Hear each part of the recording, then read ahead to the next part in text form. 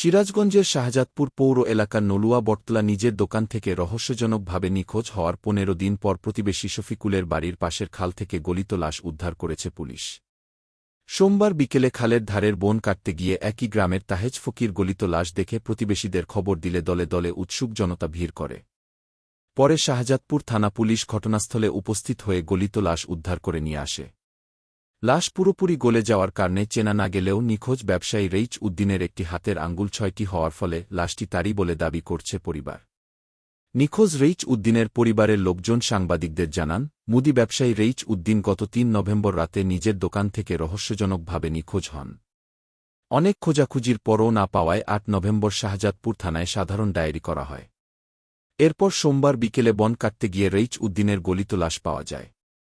নিখোঁজ রইচ উদ্দিনকে হত্যা করে খালের ধারে ফেলে রাখা হয়েছে বলেও দাবি পরিবারের।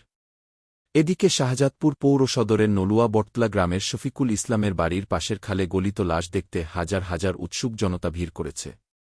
বিষয়টি এলাকায় ব্যাপক চাঞ্চল্য সৃষ্টি করেছে।